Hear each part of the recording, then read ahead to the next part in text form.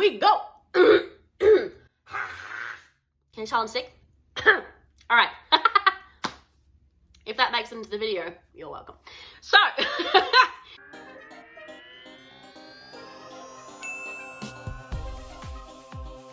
we're doing another video talking about superhero books. Apparently, some people didn't realize these exist. Yes, they do. Novels about superheroes, yes, they exist. Come on, babe. Come along the journey with us. Here are the superhero books, and some of them are series, but we're going to go with the books that I have read and reviewed. Okay, so Renegades by Marissa Meyer is first, and as always, I'm just going to read from my review. I mean, come on. I'm just going to read it, and it's going to be short and sharp. Let's go. I gave that 4 stars. Good superhero story. Liked the moral questions raised, the power dynamic exploration of superpowered people, and how the world is set up. The politics of all of that, very interesting. Nicely written and easy to get through. Characters were great, and lots of interesting questions to keep you coming back for the next book. I do actually have over here the entire series. I did read it. I did buy it blind and had no idea if I was going to like it or not, but it was cheaper to buy it all together. So loved it. It was great. The entire series was really good. Really enjoyed that. Next was Steelheart by Brandon Sanderson. 4 stars. I really enjoyed this one! Exclamation point. I liked the world that was created, and the point of view of David was really great. I think he was the guy without powers. I loved his funny character and his interactions with the others. I really liked Brandon's writing style too. I found myself wanting to know more about Steelheart himself and look forward to the other books in the series to hopefully fill in more of the blanks about the world created, particularly the things that are still a question mark. Yes, that's what that means by having blanks. Good job, me. This is my first Brandon Sanderson book. First Brandon Sanderson series, absolutely adored. Such a great series, so much fun. Absolutely loved this so much. There's not everything of Brandon's I can read, but this was phenomenal. Loved it. Superpowers, absolutely crushed it. Next book was Superman Dawnbreaker by Matt Della Penna. Now, here we go. Apparently, I didn't write my star rating in here. 2 stars, I believe. I didn't enjoy this book. Okay. Superboy discovers his powers, who he really is, and who he wants to be. Meanwhile, racism abounds. In a plot against minorities, an evil white man is taken down.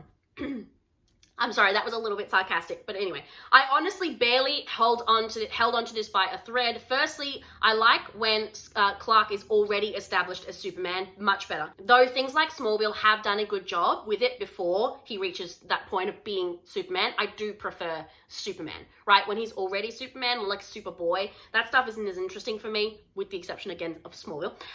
So I was already less interested because of that. Then they hit you with a racism plot, and I was just completely lost interest, completely. Superman wasn't about race or minority divides. It was about justice for everybody. We talked a little bit about in the original, it talked a little bit about the war because you'd just been through World War II when it was coming out and things like that in the 40s and what have you. I love the Superman podcast, so good. But it was about justice for everybody, not about minority race situations. Crime that had nothing to do with race, but here we are in our current age making everything about race or sexuality, which is the other big topic we seem to make everything an issue into. Why can't we just have a hero be a hero? Bad guys can be bad guys, and a fictional world with Superman fighting for the little guy, regardless of who the little guy is. That was relatively frustrating for me. It is a huge reason why I just lost interest in this book. I don't care to hear about Superboy figuring out a race problem in Smallville. Look, doesn't matter. Not for me, didn't enjoy it, I was out. Next book, Fail State by John W. I want to say Oat. 4 stars. I really enjoyed this book. I had a good time. The superhero action was great and the plot kept me engaged. There were some Christian elements that I felt like were the weakest point of the book. But hey, they, the typos, too bad. They weren't the worst I've read. I did get the overall gist of what the author was going for. I felt the climax of the hero's journey could have been weighted a few more beats. I would have liked more explanation in that moment and more introspection as well, just to flesh that out a little bit more. I maintain that. Some things didn't feel like they were explained well, and others weaved together very well. So some conflict in myself regarding that. I know there are further books, but due to the content of those, I won't be reading. However, I would have liked to see the characters get in another story, as I did have a lot of fun with them. The next few books focus on like zombies and people coming back to life. I am not into that, absolutely no way. So I won't be reading the next ones, but I can understand why that would be appealing, particularly for like a guy audience. That would be fun for them. The main character in that book is a guy. So there you go. Next book, there are only a couple more, so stick with me. Here we go. Captain America Winter Soldier by Alexander C. Irvine. I read this a while ago, but it counts as a superhero book. 2 stars. I didn't like it.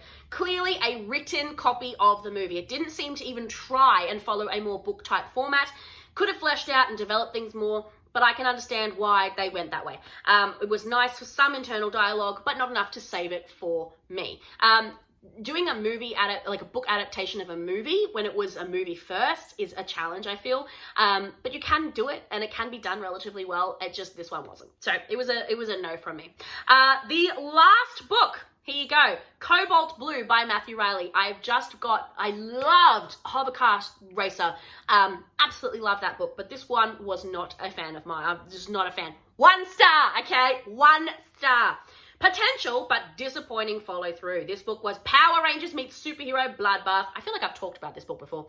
It was violently unnecessary, way too quick, no development of characters or world. Instead, one of the most annoying parts. What's one of the most annoying parts? These reviews where I wrote it too quick and didn't read it.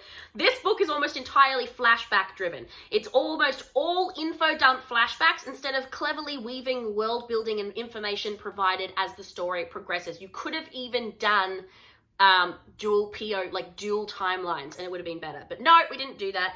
We did flashbacks while in scene. I couldn't stand that. It was so insane.